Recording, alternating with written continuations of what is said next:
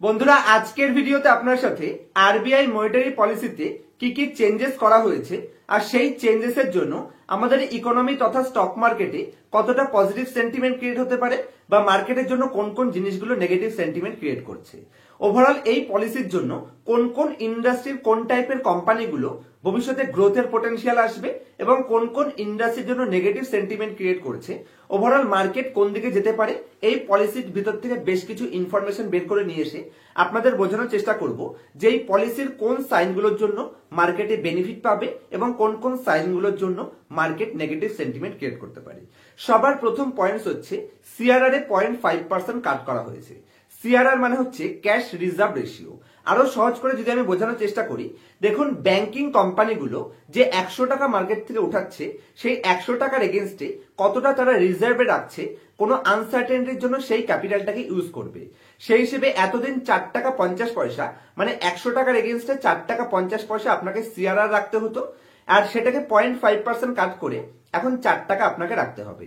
আর এই যে 50 পয়সা, এই 50 পয়সাটাকে আপনি এখন লোন দিতে পারবেন যেখানে মার্কেটে লিকুইডিটি ইনফ্লো হওয়ার চান্স রয়েছে।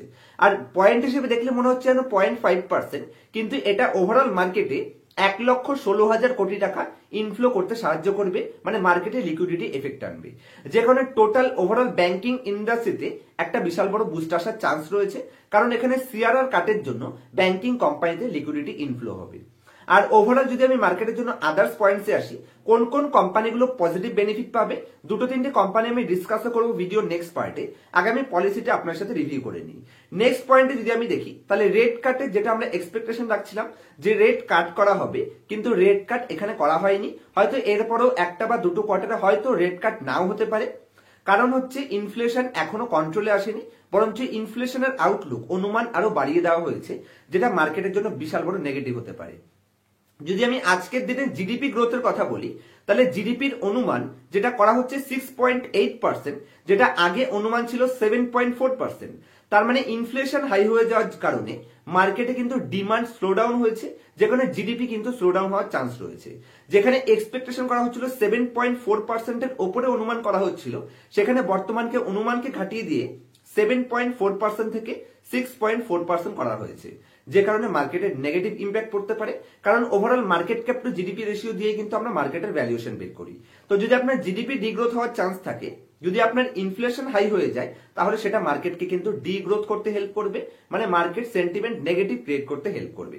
আর পুরো বছরে যদি আমি জিডিপি গ্রোথ বের করি, যেখানে পুরো বছরে জিডিপির অনুমান দেওয়া হয়েছে 7.2% আগে ছিল, সেখান থেকে কাট করে 6.6%, এটা বিশাল বড় নেগেটিভ সেন্টিমেন্ট।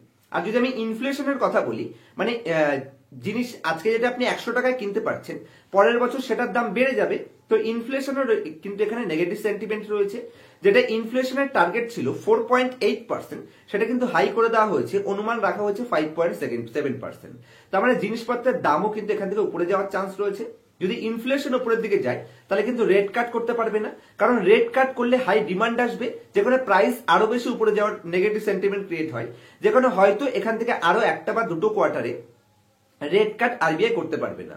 ম্যাক্সিমাম যদি একটা কোয়ার্টার রেট কাট না করতে পারে, অলরেডি কিন্তু ইকোনমি স্লো ডাউনে রয়েছে, সেখান থেকে আরো স্লো ডাউনে যাওয়ার চান্স রয়েছে, যেটা মার্কেটের জন্য নেগেটিভ সেন্টিমেন্ট। কিন্তু ওভারঅল নেগেটিভ সেন্টিমেন্টের মধ্যেও টোটাল ব্যাংকিং ইন্ডাস্ট্রিতে পজিটিভ সেন্টিমেন্ট রয়েছে, কারণ 0.5% সিআরআর কাটের জন্য টোটাল 1,16,000 কোটি টাকা মার্কেটে লিকুইডিটি ইনফ্লো হবে, যেটা মার্কেটকে কিছুটা হলেও ইমিডিয়েট অক্সিজেন প্রোভাইড করবে, যেটা মার্কেটের জন্য প্রয়োজন ছিল, যে কারণে সব থেকে বেস্ট বেনিফিট পাবে ব্যাংকিং কোম্পানি।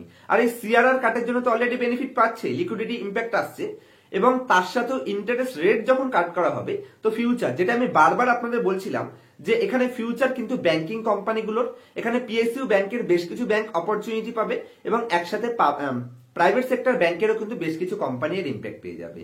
এবং ইকোনমির কথা যদি আমি বলি, তাহলে ইকোনমিতে তো বর্তমানে বেশ কিছু মিক্স ম্যাচ রয়েছে। ইকোনমির ওভারঅল সাইন নেগেটিভ রয়েছে, কারণ ইনফ্লেশন হাই রয়েছে। ইনফ্লেশন হাই হলে গ্রোথ স্লো ডাউন হয়ে যায়, আর গ্রোথ স্লো ডাউন হলে কিন্তু আপনার স্টক মার্কেট নেগেটিভ সেন্টিমেন্টে যাবে। কিন্তু ব্যাংকিং ইন্ডেক্স এখানে clear cut out performance opportunity দেখতে পাচ্ছি। আর সিআরআর কার্ড যেহেতু লিকুইডিটি আনবে, সে কারণে ব্যাংকের ভবিষ্যৎ ভালো রয়েছে। এর জন্য পিএনবি, পাঞ্জাব ন্যাশনাল ব্যাংক, এবং এর সাথে সাউথ ইন্ডিয়ান ব্যাংক, যে সমস্ত কোম্পানিগুলো সাউথ ইন্ডিয়াতে ফোকাস রাখে, কারণ এখানে এফপিআই মানি ইনফ্লো হওয়ার চান্স রয়েছে, যেটা মার্কেটকে পজিটিভ সেন্টিমেন্ট প্রোভাইড করবে। তো পাঞ্জাব ন্যাশনাল ব্যাংকের উপর ফোকাস রাখতে হবে, সাউথ ইন্ডিয়ান ব্যাংকের উপর ফোকাস রাখতে হবে, এই ব্যাংকগুলো বেটার পারফরমেন্স করতে পারে। আর আরো একটা পজিটিভ সেন্টিমেন্ট রয়েছে এখানে, এমএসএমই ব্যাংক মানে যে সমস্ত কোম্পানিগুলো স্মল ফিনান্স ব্যাংক ধরতে পারেন, যেমন এইউ small finance bank, fusion small micro finance bank, এই টাইপের কোম্পানিগুলো বেনিফিট পাবে, কারণ এখানে প্রি স্যাংশন ক্রেডিট ফেসিলিটি চালু করা হচ্ছে।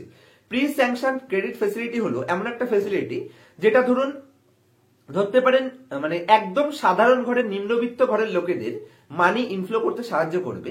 সাপোজ ওখানে একটা লিমিট রাখা হবে যে এত টাকা পর্যন্ত আপনি অটোমেটিক এই সমস্ত স্মল ফিনান্স ব্যাংকগুলোর কাছ থেকে লোন নিয়ে নিতে পারবেন। যেরকম ক্রেডিট কার্ডে আমরা লোন নিয়ে থাকি, কিছুদিন পরে ইন্টারেস্ট পে করতে হবে, সেটা অটোমেটিক রেশিও সিলেকশন থাকবে, যখনই আপনার ক্রেডিটের আশেপাশে চলে যাবে আপনি সেখান থেকে ক্রেডিট উঠাতে পারবেন। এমএসএমই কোম্পানিগুলো এর বেনিফিট পাবে, মানে মাইক্রোফিন্যান্স কোম্পানিগুলো বেনিফিট পাবে।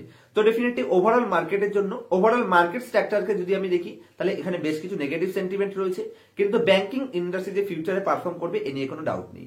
আর ব্যাংক পারফরমেন্স করলে তার ইনডাইরেক্ট বেনিফিট পাবে আইটি কোম্পানিগুলো, যেখানে বর্তমানে আমি মনে করি এই যে নেগেটিভ সেন্টিমেন্ট মার্কেটে ক্রিয়েট হচ্ছে, জিডিপি তে স্লোডাউন দেখতে পাচ্ছেন, ইনফ্লেশন হাই রয়েছে, এখানে বেশ কিছু ইন্ডাস্ট্রি নেগেটিভ সেন্টিমেন্টে যাবে, তখন সেখানে অপরচুনিটি ক্রিয়েট হবে। মাথায় রাখবেন, যখন max to max negative sentiment থাকে তখনই মার্কেট আমাদের অপরচুনিটি দেয় গ্রেট ইন্ডাস্ট্রি, গ্রেট কোম্পানিগুলোকে লোয়ার ভ্যালুয়েশনে পারচেস করার জন্য। আবার সবকিছু পজিটিভ হয়ে যাবে। আজকে যেহেতু সবকিছু নেগেটিভ রয়েছে, তার মানে ভাববেন শেয়ার কেনার জন্য এটা সবথেকে বেস্ট টাইম, কারণ নেগেটিভ সেন্টিমেন্টে সস্তায় পাবেন, আবার ভবিষ্যতে তো পজিটিভ হয়েই যাবে। ক্লিয়ার কাট, যেটা আমি বিজয় কেডিয়া কোনো একটা ইন্টারভিউতে আমি শুনেছিলাম যে এই দিনও দিন নয়, যদিও উনি হিন্দিতে বলেছিলেন পয়েন্টসটা।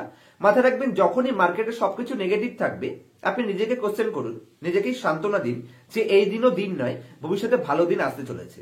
তো যে কারণে এখন পারচেস করুন, ভালো দিন আপনি হায়ার প্রাইসে এক্সিট করবেন।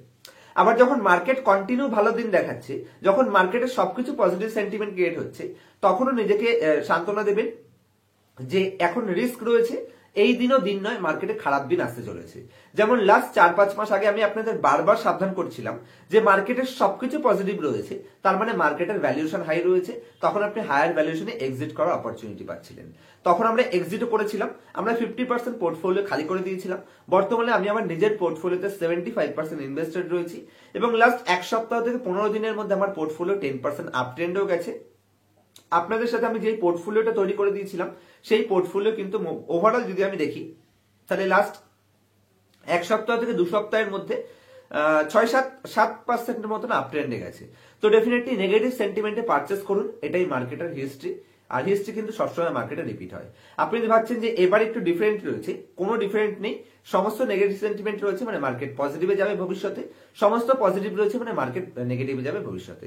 আর এখান থেকে যদি আমি শর্ট টার্ম আউটলুক দেখি, তাহলে নেক্সট 4-5-6 মাসের মধ্যে আমি মার্কেটে কিছু দেখতে পাচ্ছি না। এখানে মার্কেট এই নির্দিষ্ট রেঞ্জের মধ্যে চলাফেরা করবে, তাহলে এই লেভেলে কিন্তু আপনি শর্ট টার্ম সুইং ট্রেডিং কে অ্যাভয়েড করবেন। এসব করে লং টার্মে পয়সা কামাতে পারবেন না। যখন নেগেটিভে পাবেন, গ্রেট কোম্পানিগুলোকে অ্যাকুমুলেট করুন, মার্কেট পজিটিভে গেলে বড় প্রফিট একসাথে আমরা বুক করব। আজকের মতো এই অবধি রাখছি। কালকের ভিডিওতে আমি আরেকটা ভিডিও তৈরি করার চেষ্টা করব, যেখানে কোন কোন ইন্ডাস্ট্রি স্পেসিফিক টপ 5খানা কোম্পানি বাছাই করব, যেই 5খানা কোম্পানি বেস্ট বেনিফিট পেতে পারে সেরকম কোম্পানিগুলো ডিসকাস করব। আমার শরীর একটু প্রবলেম রয়েছে, কারণ খুবই ঠান্ডা লেগেছে, গলাটা বসে গেছে, যে কারণে কালকে আপনারা ভিডিও পাননি, এবং কালকে আমার বার্থডেও ছিল, যেখানে একটু রেস্ট নিয়েছি। আমি কোনো ভিডিও পোস্ট করিনি এবং ক্লাসও টোটাল বন্ধ ছিল। তো এখান থেকে আবার কন্টিনিউ আপনারা ভিডিও পাবেন। যদি কোনো কোশ্চেন থাকে আমাকে কোশ্চেন করবেন, যদি কোথাও ডাউট থাকে, আপনাদের প্রত্যেকটা ডাউট আমি ক্লিয়ার করার চেষ্টা করি, একটু লেটে হলেও প্রত্যেকটা কমেন্টের অ্যান্সার আমার তরফ থেকে বেস্ট রিপ্লাই দেওয়ার চেষ্টা করি।